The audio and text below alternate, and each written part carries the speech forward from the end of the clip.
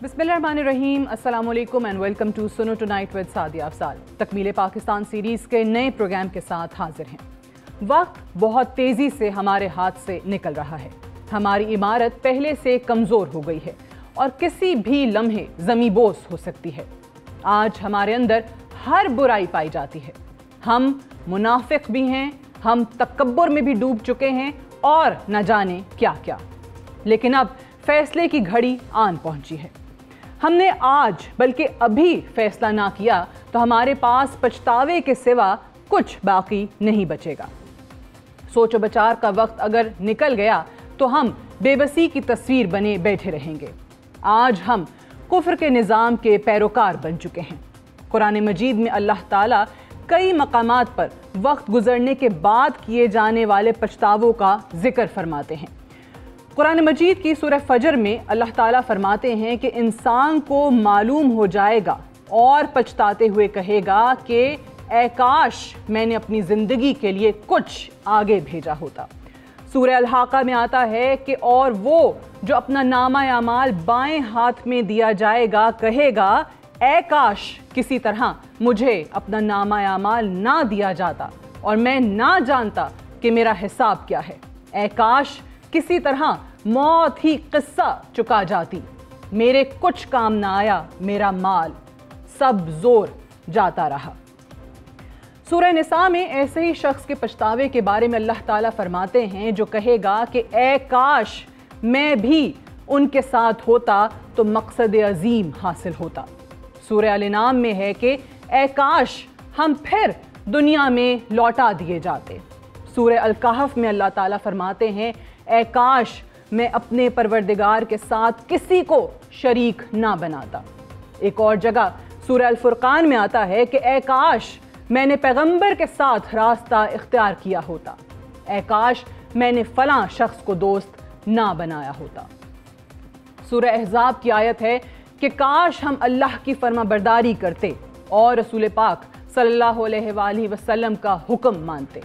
इसी तरह सूरह नबा में इंसान के पछतावे का जिक्र है कि ऐ काश मैं मट्टी होता। अल्लाह और रसूल के इताअत के बगैर हम दुनिया और आखिरत में किसी भी सूरत फलाह नहीं पा सकेंगे। आज हम दुनिया की ऐशो इशरत में डूब चुके हैं, अच्छाई और बदी में तफरीक ख़त्म कर चुके हैं और रोज़े आखिरत को मुकम्मल तौर पर भुला चुके हैं। हमारा वक्त भी गुजरने के करीब है। एक बार वक्त गुजर गया तो फिर हम हाथ मलते रह जाएंगे।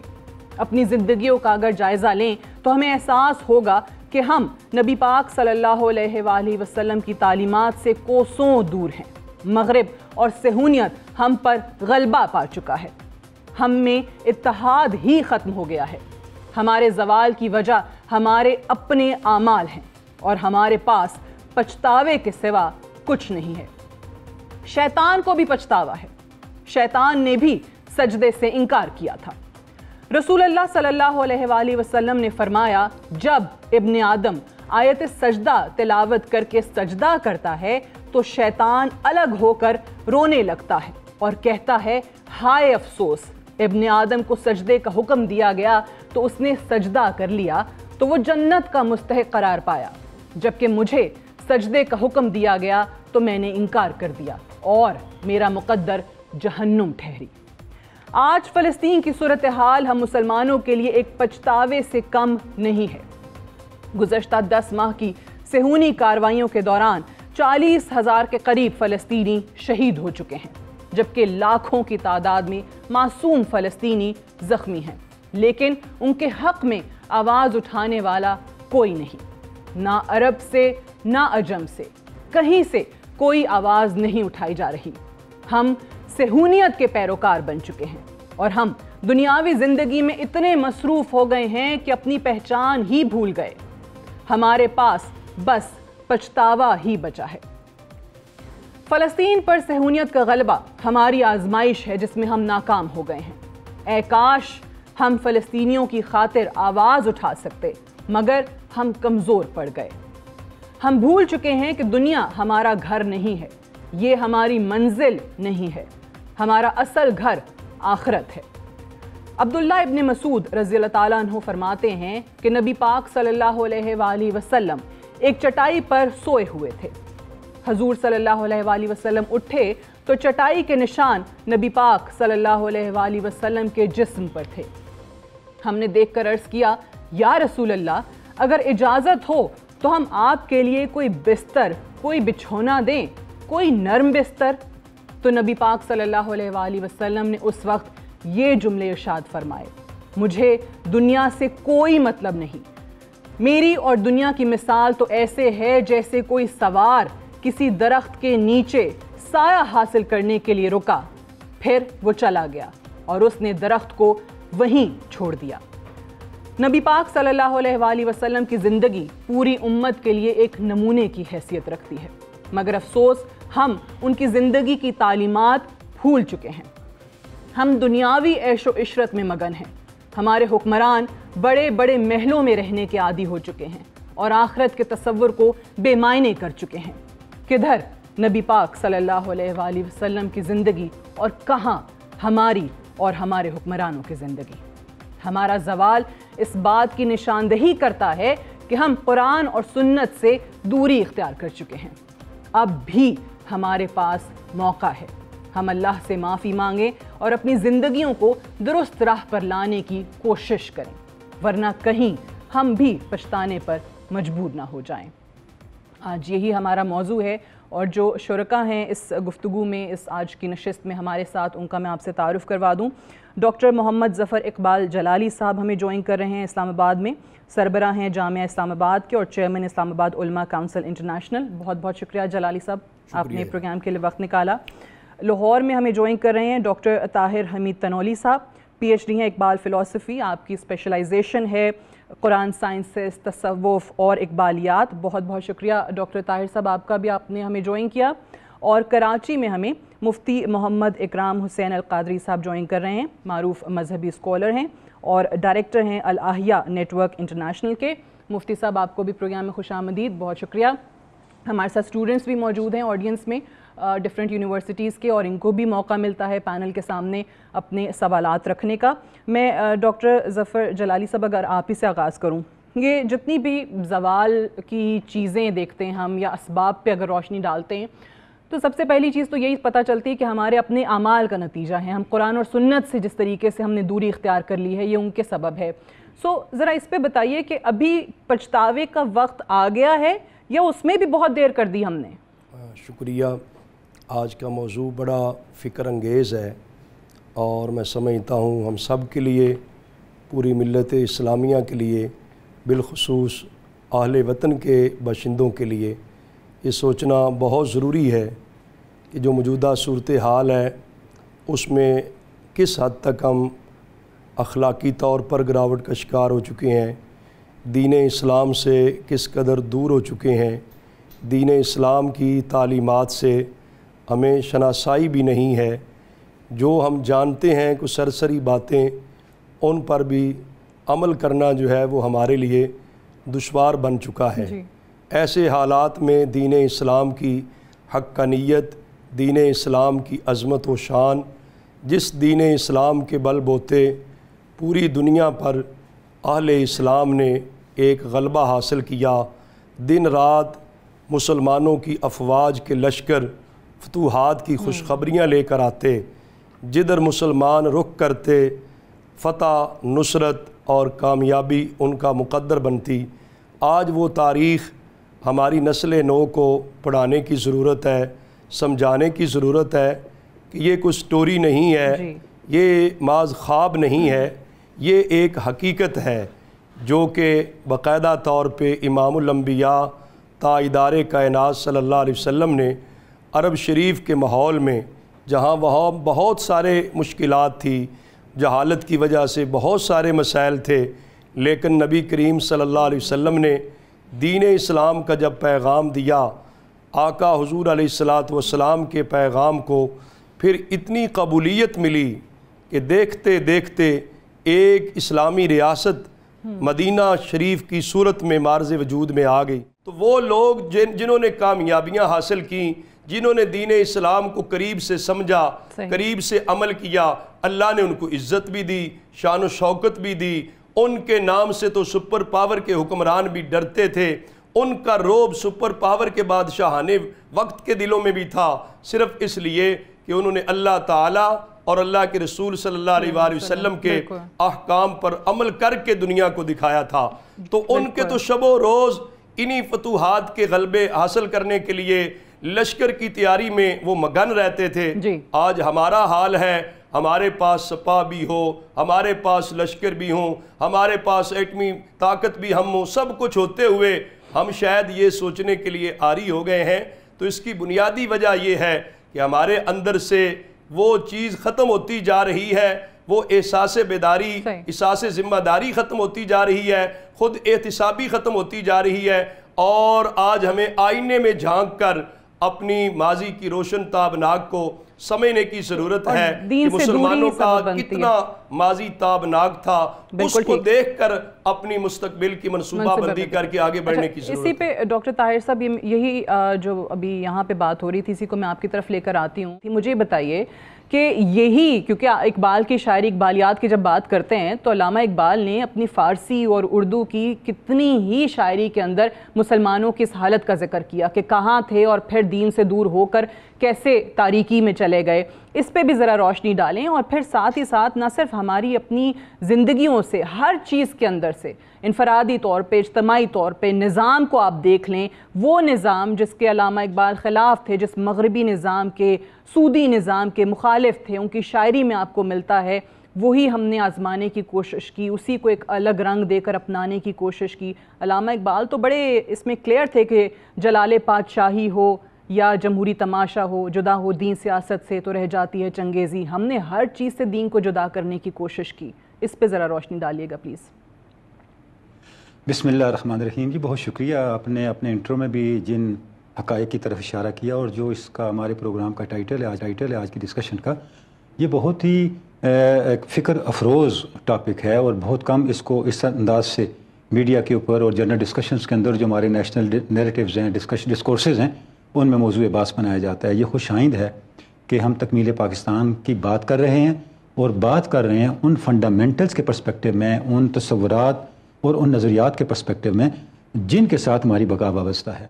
علامہ اقبال نے کہا تھا، کب ڈرا سکتا ہے غم کا عارضی منظر مجھے، ہے بھروسہ اپنی ملت کے مقدر پر مجھے۔ ملت اسلامیہ کا مستقبل کبھی بھی مایوسی نہیں ہو سکتا، اس کے سامنے صرف دو آپشن ہیں جس کی تاریخ توثیق بھی کرتی ہے، اور جو ہمیں اپنے فنڈامنٹلز سے یعنی قرآن مجید سے ملتے ہیں۔ وہ پرسپیکٹیوز اور وہ امکانات کیا ہیں؟ نمبر 1، ملت اسلامیہ کا غلبہ۔ نمبر 2، اگر ملت اسلامیہ کا کوئی حصہ اسلام سے اور قرآن کی تعلیمات سے ہٹ جائے تو پھر اس کا متبادل۔ وجہ یہ ہے، ہمیں یہ بات کبھی نہیں بھولنی کہ اسلام اور قرآن مجید کی تعلیمات اور قرآن مجید کا نظریہ مسلمانوں کا محتاج نہیں ہے، مسلمان اپنی بقا کے لیے اس نظریے کے محتاج ہیں۔ سورہ محمد کی آخری آیہ مبارکہ ہے، ان تتولوا یستبدل قوما غیرکم ثم لا یکونوا امثالکم۔ مسلمانوں، اگر تم نے میرا راستہ چھوڑ دیا، اللہ تمہاری جگہ نئی قوم لے آئے گا جو تم سے بہتر ہوں گے، وہ تمہارے جیسے نہیں ہوں گے۔ صرف فرق اتنا ہے، وقت ملتا ہے، مہلت ملتی ہے، اور جس وقت بھی ملت اسلامی کا کوئی طبقہ احساس ذمہ داری کے ساتھ کھڑا ہو جاتا ہے تو تائید خداوندی ان کی شامل حال ہو جاتی ہے، اور اگر وہ نہیں ہوتا تو پھر تباہی اور بربادی ان کا مقدر ہوتی ہے۔ میں 2 مثالیں دوں گا۔ اسپین آپ کے سامنے ہے، جہاں مسلمانوں نے صدیوں تک رول کیا، اور اسپین کو مغربی historian jewel of the world کہتے تھے۔ آج وہاں عمارتیں بتاتی ہیں، بلڈنگز بتاتی ہیں جہاں کبھی مسلمان بھی ہوتے تھے۔ سب کانٹیننٹ کو دیکھیں، 100 سال غلامی کا گزرا، جب مسلمان کھڑے ہو گئے، کوئی ان کے پاس اسلحہ نہیں تھا، کوئی دنیا کی طاقت نہیں تھی، علم بھی نہیں تھا، انہوں نے ایک الگ ملک بنا لیا اور دنیا کا سب سے بڑا اسلامی ملک بنا لیا۔ سوسائٹی اخلاقیات سے بنتی ہے۔ ہمارے لیڈرز کی کیا طاقت تھی؟ دور نہ جائیں، بانیان پاکستان کو دیکھ لیں، ان کی کیا طاقت تھی؟ ان کی طاقت ان کی اخلاقیات تھی۔ قائد اعظم کے کردار کو دیکھیں، علامہ اقبال کے کردار کو دیکھیں۔ میں آپ کو عرض کروں، علامہ اقبال، ابھی آپ نے دنیا داری کی باتیں کی نا، علامہ اقبال اس دور کے یورپ سے سب سے زیادہ پڑھے لکھے آدمی تھے، 5 ڈگریاں یورپ سے لے کے آئے، اور ساری زندگی کرائے کے مکان میں گزاری کیا۔ وہ پیسے نہیں اکٹھے کر سکتے تھے، وہ کما نہیں سکتے تھے، ان کے پاس کسی اپرچونٹی کی کمی تھی۔ وہ یورپ کی یونیورسٹیاں جوائن کرتے، وہ سب کانٹیننٹ میں بڑے بڑے عہدے انگریزوں سے لیتے، حتیٰ کہ انگریز نے منتیں کر کے ان کے نائٹ آؤٹ کا خطاب، سر کا خطاب، یا وہ سر کا خطاب تک نہیں لے رہے تھے۔ ساری زندگی انہوں نے قوم کے لیے وقف کی۔ قائد اعظم کی زندگی پہ آپ ان کا دشمن بھی یہ انگلی نہیں اٹھا سکتا کہ وہ کرپٹ انسان تھا. جب علامہ اقبال نے یہ کہا کہ میں جناح کو ریکمینڈ کرتا ہوں تو لوگوں نے پوچھا کیوں؟ فرمایا ہی از انپرچیزیبل، یہ وہ شخص ہے جسے خریدا نہیں جا سکتا. ٹھیک ہے، مجھے اجازت دیجیے گا یہی آگے گفتگو کو لے کر میں مفتی صاحب کی طرف بھی جاؤں. مفتی صاحب، ایک تو موریلٹی، اوبویسلی اس میں کوئی ڈاؤٹ ہے ہی نہیں کہ ہر انسان کو اپنے اندر سے شروع کرنا چاہیے، انٹروسپیکشن ہونی چاہیے، اپنے اندر جھانکیں کیا خامیاں ہیں. ساتھ ہی میرا سوال بھی لے لیجیے گا کہ جو ہم ٹاپک بعد میں بار بار بات کریں پچھتاوا، کہ اس میں 3 سٹیجز ہیں نا، کہ ایک انسان کو اپنی غلطی کا احساس ہوتا ہے تو پچھتاوا ہوتا ہے، دوسری سٹیج ہے توبہ کی، وہ تو اللہ بھی کہتا ہے شرک کے علاوہ تمام گناہ معاف کر دوں گا. پھر تیسری سٹیج ہے کہ آپ اپنی راہ کا تعین کرتے ہیں، صحیح راہ کا تعین کرتے ہیں، کورس کریکشن جس کو کہا جاتا ہے. سو اس جانب کیسے جایا جائے اگر واقعی پچھتاوا ہے، اپنی غلطیوں کا احساس ہے؟ بسم اللہ الرحمن الرحیم. سب سے پہلے بہت شکریہ آج کے اس خوبصورت عنوان کے ساتھ اس پروگرام میں مجھے مدعو کرنے کے لیے. بہت شکریہ. دیکھیے، پہلے تو میں ڈاکٹر طاہر حمید تنولی صاحب کی خوبصورت باتوں سے ہی استفادہ کرتے ہوئے چند ایک باتیں عرض کرنا چاہتا ہوں.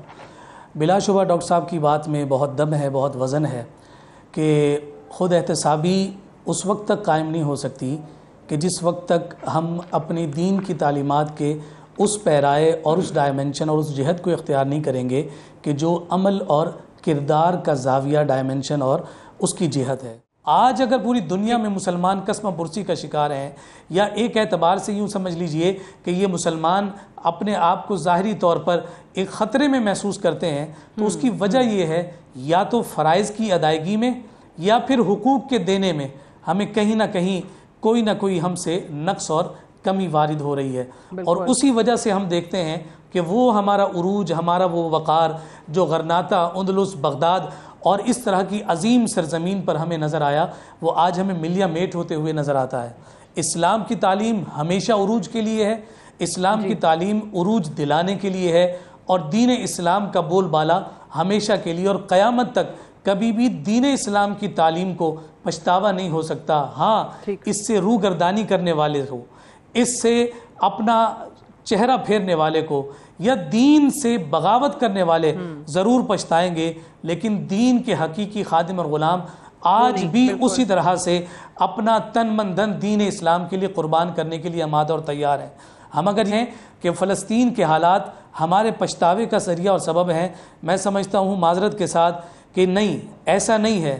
حقیقت یہ ہے کہ دین کی اس حریت کا سبق اور درس جو اس وقت غزہ، رفح اور فلسطین کے مسلمانوں نے پڑھ رکھا ہے، یہ وہی حریت اور دین کی غیرت کا درس اور پیغام ہے کہ جو انہیں جھکنے نہیں دے رہا.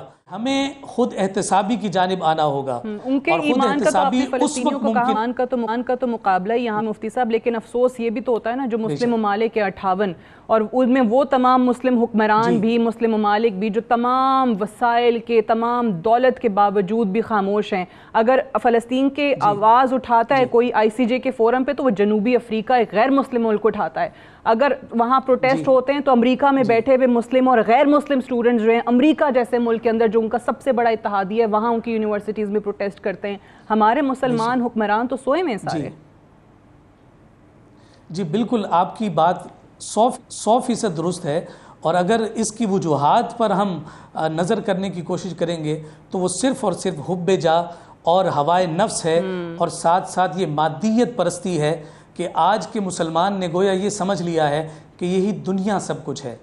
جبکہ ہم دیکھیں کہ قرآن مجید فرقان حمید کے جملہ مقامات جہاں کہیں بھی یا ویلتا کہہ کر یا لیتنی کہہ کر یا لیتا اور لعلہ کے الفاظ کو استعمال کر کے پچھتاوے کی جانب اشارہ کیا گیا ہے، تو یہ محض صرف ان لوگوں کے لیے ہے کہ جنہوں نے اپنی آخرت کو بھلائے بیٹھے تھے.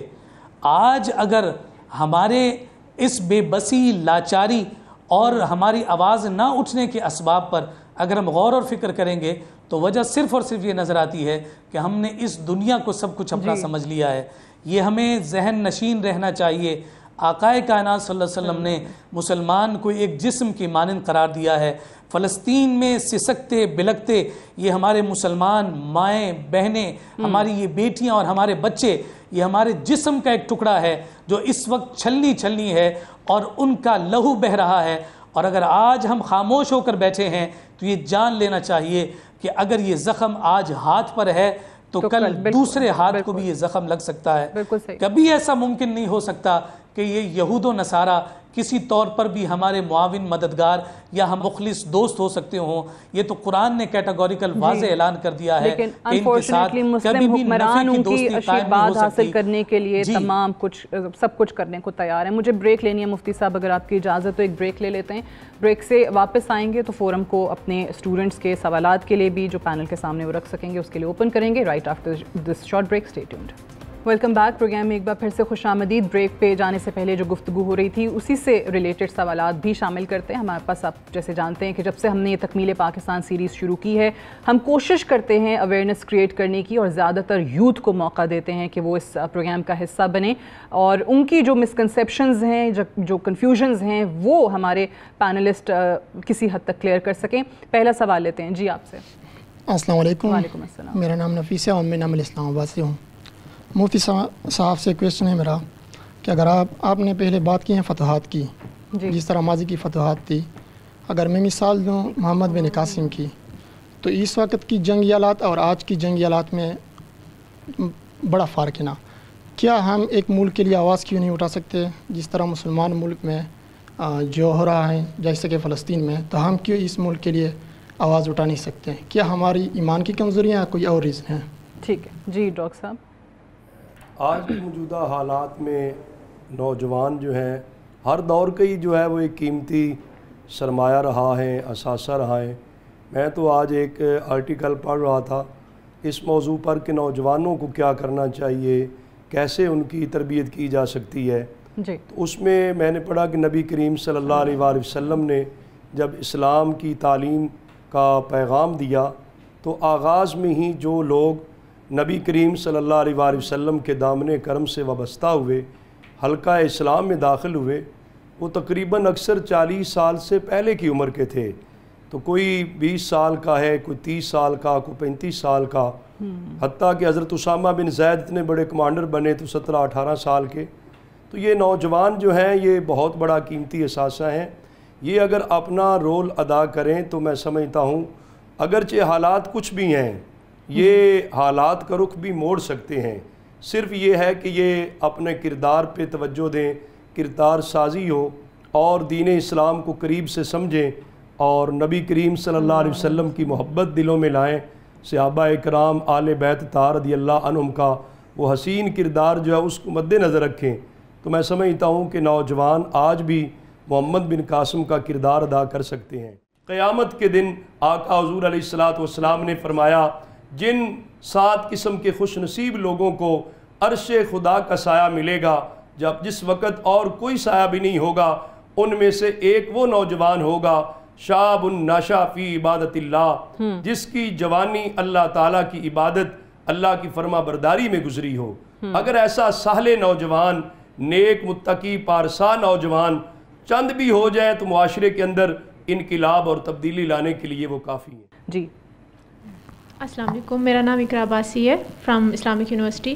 میرا ڈاکٹر صاحب سے ایک کوشچن ہے کہ ہم اور دور حاضر کے جو حکمران ہیں کیا نبی پاک صلی اللہ علیہ وسلم کی طرز زندگی سے دوری اختیار کر چکے ہیں؟ ڈاکٹر طاہر صاحب آپ کے لیے سوال ہے. جی بہت شکریہ. جی بالکل، جب آپ اس پہلو پہ غور کرتے ہیں تو اس میں دوسری کوئی بات نہیں ہے کہ ہم اس اسوہ حسنہ کے قریب نہیں ہیں جسے اللہ رب العزت نے ہمارے لیے نمونہ کامل بنایا ہے. اور جب مجھے موقع ملا تھا ابھی چند منٹ پہلے بات کرنے کا تو اس میں بھی میں نے اسی بات پہ فوکس کیا تھا کہ ہمیں بہت کلیئر انداز سے نسل نو کو بتانا ہے کہ اسلام سے وابستہ ہونے کا مطلب کیا ہے. دیکھیں ہم اس طرح کی بات کر رہے ہوتے ہیں اسلام سے وابستہ ہو جائیں، فتوحات ہو جائیں گی، یہ ہو جائے گا وہ ہو جائے گا. نئی نسل آپ سے بڑا کیٹیگوریکلی پوچھنا چاہتی ہے کہ میں کیسے وابستہ ہوں اسلام کے ساتھ. کون سے ایسے رول ماڈلز ہیں سوسائٹی کے اندر جو اسلام سے وابستہ ہیں اور وہ دنیا میں اسلام کے لیے غیر معمولی پیش رفت کا باعث ہیں. دیکھیں نا، جب میں کوئی تھیسس پٹ اپ کرتا ہوں نسل نو کے سامنے تو وہ اس کا پریکٹیکل پریسیڈنٹ دیکھنا چاہتے ہیں، عملی نمونہ دیکھنا چاہتے ہیں. تو خود یہ جملہ بڑا مبہم ہے کہ ہم اسلام پہ چل پڑیں جی یہ ہو جائے گا، اللہ اور رسول کی اطاعت کریں یہ ہو جائے گا. تو ہمیں کیٹیگوریکلی بتانا ہے کہ آپ کس طرح اللہ اور رسول کے قریب ہو. ابھی 10 محرم گزرا ہے، 10 محرم میں ہم ایصال ثواب کی تقریبات کرتے ہیں اور کرتے ہیں. میں بازار گیا، مجھے چکن ڈبل قیمت میں ملا عام دنوں کی نسبت. اب آپ تصور کریں یہ کیا کلچر ہے. بالکل. ہم ایسے مواقع پہ رمضان کے مبارک دنوں کے اندر قیمتیں ڈبل ٹرپل کر دیتے ہیں. اب یہ وہ چیزیں ہیں جو ایک لٹمس ٹیسٹ ہے ہماری موریلٹی کا کہ ہم اللہ اور رسول کو ہم نے کہاں رکھا ہوا ہے, ہماری اللہ اور رسول کے ساتھ وابستی کہاں ہے. ایک طرف ہماری رمضان المبارک کے اندر مسجدیں بھری ہوتی ہیں, بالکل, دوسری طرف ہماری نگاہیں غریب لوگوں کے جیبوں پہ ہوتی ہیں. مجھے بتائیں کس دینی اتھارٹی نے اس کو موضوع بنایا ہے اپنے خطبات کے اندر؟ کون ایسا پیر طریقت ہے, کون ایسا شیخ الحدیث ہے جو یہ فتویٰ جاری کر دے جس نے کرپشن کی ہے, جس نے 2 نمبری کی ہے, جس نے ملاوٹ کی ہے, جس نے قیمتیں زیادہ کی ہیں, کل سے میری مسجد کے اندر میرے پیچھے نماز پڑھنے نہ آئے؟ کسی نے کیا ایسا؟ میں عرض کرتا ہوں یہ بڑے طرح کا ایک ہیں. ہم نے مسئلے کو پکڑنا ہے. دیکھیں دیوار کہاں سے ٹیڑھی ہے, ٹھیک ہے, ورنہ آپ باتیں کرتے رہیں گے اور اہل باطل آپ کو مارتے رہیں گے اور آپ کو گاجر مولی کی طرح کاٹتے رہیں گے. ٹھیک ہے, مجھے بریک لینی ہے مفتی صاحب, اگر آپ کی اجازت تو ایک بریک لے لیتے ہیں right after this short break. Stay tuned. Welcome back programme میں ایک بار پھر سے خوش آمدید. مفتی صاحب کے لیے سوال. السلام علیکم. عبدالسمیع عباسی نام ہے میرا, نمل سے میرا تعلق ہے. مفتی صاحب سے میرا یہ کوشچن ہے کہ ہم فلسطین کی کس طرح مدد کر سکتے ہیں؟ اگر ہم فنڈ دیتے ہیں تو پاکستان کو خطرہ گرے لسٹ میں چلا جائے گا. اگر ہم ان کے لیے پروٹیسٹ کرتے ہیں تو ہمارے اوپر 302 اور اینٹی ٹیررسٹ کے ہمارے اوپر FIR ہو جاتی ہیں. اور اگر میڈیا تو ہمارا کوئی ساتھ نہیں دے رہا, کوئی نہیں کر رہا, کوئی میڈیا اس کے اوپر فلسطین کے اوپر, تو ہم کس طرح مدد کر سکتے ہیں؟ مفتی صاحب بہت خوبصورت سوال ہے, اور یہ ایسا درد دل ہے کہ جو اس وقت ہر نازک مزاج اور حساس دل رکھنے والا مسلمان یہ سوال اپنے دل میں لیے بیٹھا ہے اور اس کا جواب کسی کو نہیں مل رہا. بلا شبہ اس وقت چونکہ ہم ایک ظاہری طور پر تو گلوبل ولیج میں رہ رہے ہیں, لیکن اس گلوبل ولیج میں رہنے کے باوجود ہمارے مسلمان بھائیوں تک رسائی اس قدر مشکل کر دی گئی ہے کہ ہم ہاتھ پر ہاتھ دھرے بیٹھے ہیں اور منتظر فردا ہیں. یہاں میں اپنے اس نوجوان کو جہاں عدیہ تبریک و تحسین پیش کروں گا کہ کم از کم یہ سوال ہمارے نوجوانوں کے ذہنوں میں جنم تو لے رہا ہے, وگرنہ جس انداز میں ہم فکری طور پر اور نظریاتی طور پر بانجھ ہو چکے ہیں, وہاں اس تصور اور اس احساس کا بیدار ہونا بھی ایک گویا کہ اعلاء کلمت الحق کا ذریعہ ہے. میں یہ سمجھتا ہوں کہ فلسطین کے مسلمانوں تک اپنی مدد اور نصرت پہنچانے کے لیے ہر فرد اپنی ڈومین اور اپنی ذات کے اعتبار سے کام کر سکے گا. ہماری ذمہ داری اس وقت جو بن رہی ہے وہ یہ ذمہ داری ہے کہ ہم اپنے گرد و پیش میں رہنے والے افراد اور اپنے ماتحتین کے درمیان اس شعور کے احساس کو بیدار کریں کہ یہ مسلمان بھائی جو اس وقت کٹ رہے ہیں, مر رہے ہیں, یہ کوئی پرائے نہیں ہے, یہ ہمارا ہی حصہ ہیں, ہمارے جسم کا ٹکڑا ہے. وہ احساس اور وہ شعور اگر بیدار ہو جاتا ہے اور اجتماعیت کی صورت میں ایک مؤثر آواز اگر بلند ہوگی تو ہمارے یہ سونے والے حکمران اور باطنی طور پر مرے ہوئے ہمارے یہ حاکم مجبور ہو جائیں گے گھٹنا ٹیکنے پر اور آواز بلند کرنے پر مجبور ہوں گے. ہمیں ضرورت کی ہے کہ ہمیں اپنی شعوری زندگی کو آگے بڑھانے کے لیے فکری طور پر اپنے آپ کو مستحکم اور مضبوط کرنا ہوگا.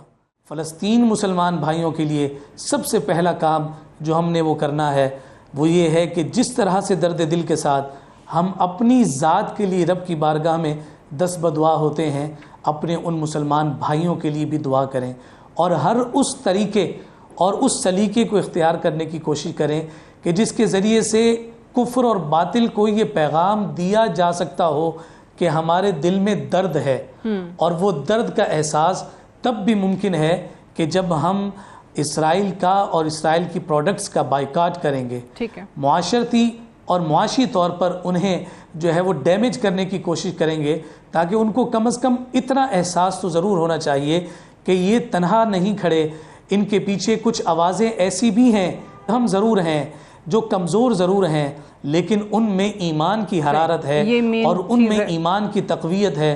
اور اگر یہی چھوٹے جو فانوس ہیں اگر یہ عملی طور پر آگے بڑھ جائیں گے تو ایک بھانبڑ کی صورت میں ہوگی اور پھر باطل کسی صورت بھی مسلمانوں کے سامنے ٹک نہ سکے گا. رائٹ, ایک سوال میرے خیال سے لے لیں, ٹائم کم ہے میرے پاس. جی السلام علیکم, میرا نام الشبہ ہے. میں جلالی صاحب سے سوال کرنا چاہوں گی. میں پوچھنا چاہوں گی کہ آخر ہم یہ کیوں سمجھنے سے قاصر ہیں کہ ہم ایک دن مٹی ہو جائیں گے؟ کہ ہم مٹی ہو جائیں گے, دنیا جو ہے یہ ہمیشہ کی نہیں ہے, کیوں نہیں سمجھ آ رہی ہمیں, وہ کہہ رہے ہیں. یہ بڑا ایک اہم سوال ہے. میں سمجھتا ہوں مجموعی طور پر ہمارے سارے مسائل جو ہیں ان کے حل کے لیے اس حقیقت کا جاننا ہی ضروری ہے کہ دنیا فانی ہے, دنیا چند روزہ ہے اور ہر ایک نے دنیا سے جانا ہے. اور پھر جہاں باقی آج سائنسی ترقی کی وجہ سے ہر چیز مشاہدے پہ مبنی ہے, یہ مشاہدہ ہمیں نظر نہیں آتا کہ ہمارے سامنے لوگ فوت بھی ہو رہے ہیں, غسل کفن کا انتظام ہو رہا ہے, جنازے پڑھے جا رہے ہیں, دفن ہو رہے ہیں, مٹی تلے جا تو رہے ہیں, لیکن ہمیں اپنا احساس نہیں ہو رہا کہ ہم نے بھی دنیا سے جانا ہے. اور پھر یہ بحیثیت مسلمان جو دنیا سے جانے کے بعد قبر میں سوالات ہیں, ان کی تیاری کیا ہے. آقا حضور علیہ السلام کا ایک فرمان مبارک بخاری شریف میں ہے, جس میں آقا حضور علیہ السلام نے فرمایا جتنا فتنہ دجال کا خطرہ اور نقصانات ہیں, اس کے قریب بھی جو ہے قبر کا فتنہ, اس میں بھی تم مبتلا ہوگے, اس سے آزمائے جاؤ گے. یعنی قبر کا فتنہ بھی اتنا بڑا ہے. پھر معاشر کے میدان کا, جب قیامت کے دن تو کوئی چیز چھپ نہیں سکے گی. بندے کے اپنے جب اعضاء ہی انسان کے خلاف گواہی دیں گے کہ اس نے یہ کام بھی کیا, یہ بھی کیا, کوئی اور گواہی دے وہ تو اور بات ہے. ایک تو ویسے ہی اللہ تعالیٰ کی بارگاہ سے کوئی مخفی چیز نہیں ہے, لیکن پھر بندے کے اپنے جب ہاتھ پاؤں اس کے خلاف گواہی دیں گے تو پھر آدمی کہاں پہ جائے گا. تو لہذا یہ احساس ہمارے اندر اس لیے ختم ہوتا جا رہا ہے کہ ہمارے اندر دنیا کی محبت, ہرس, ہوس اور لالچ بہت زیادہ آ گیا, جس کی بنیاد پر آج ہمیں اس حقیقت کو سمجھنا مشکل ہو گیا. حدیث شریف میں آتا ہے, حضرت سیدنا ثوبان رضی اللہ تعالیٰ فرماتے ہیں حضور نبی کریم صلی اللہ علیہ وآلہ وسلم نے فرمایا کہ ایک ایسا وقت آئے گا کہ اقوام عالم تمہارے اوپر ایسے جھپٹ جائیں گے جس طرح بھوکا دسترخوان پر پلیٹ پہ جھپٹ جاتا ہے. صحابہ اکرام نے عرض کی آقا حضور کیا مسلمان اس ٹائم تعداد میں تھوڑے ہوں گے؟ نبی کریم صلی اللہ علیہ وسلم نے فرمایا ایسا نہیں, تعداد میں تھوڑے نہیں ہوں گے, لیکن وہ اس طرح سیلاب کی جھاگ کی طرح بے وزن ہو جائیں گے. دشمن کے دلوں سے ان کا رعب ختم ہو جائے گا اور ان کے دلوں میں وان آ جائے گا. صحابہ اکرام نے پھر سوال کیا وان کیا ہے جو مسلمانوں کے دلوں میں آ جائے گا؟ تو آقا حضور علیہ السلام نے فرمایا حب الدنیا و کراہیت الموت. دنیا کی محبت آ جائے گی اور موت کو آدمی ناپسند سمجھے گا, یوں سمجھے گا موت نے تو آنا ہی نہیں ہے. موت کو وہ یاد نہیں کرے گا, موت کو یہ نہیں سمجھے گا موت آنے والی ہے کچھ تیاری کر لوں, دنیا کی محبت میں کھویا رہے گا. تو یہ آقا حضور علیہ السلام نے جو سبب بیان فرمایا, میں یہ سمجھتا ہوں ہمارے سارے مسائل کا حل اس میں ہے. آج دنیا کی ہرس, ہوس اور لالچ جو ہے, اقتدار کا لالچ ہو یا عہدہ اور منصب حاصل کرنے کا لالچ ہو یا مال بٹورنے کا لالچ ہو, کوئی بھی لالچ ہے, اس مفادات کی وجہ سے ہم حقیقت سے دور ہو گئے اور حقیقت کو سمجھنے سے عاری ہو گئے, اور ہمیں یہ بھی یاد نہ رہا کہ ہم نے مرنا بھی ہے, جبکہ دنیا چند روزہ ہے, آخر کار اللہ کی بارگاہ میں پیش ہونا ہے. اس وجہ سے ہمیں آج اپنی موت کو یاد کرنے کی ضرورت ہے. قرآن مجید نے تو سورہ الحشر میں فرمایا یا ایھا الذین آمنوا اتقوا اللہ ولتنظر نفس ما قدمت لغد واتقوا اللہ, 2 مرتبہ واتقوا اللہ فرمایا. اے ایمان والو اللہ سے ڈرو, ہر انسان سوچے, غور و فکر کرے کہ میں نے کل کے لیے تیار کیا, کیا تیار کیا ہے کل کے لیے.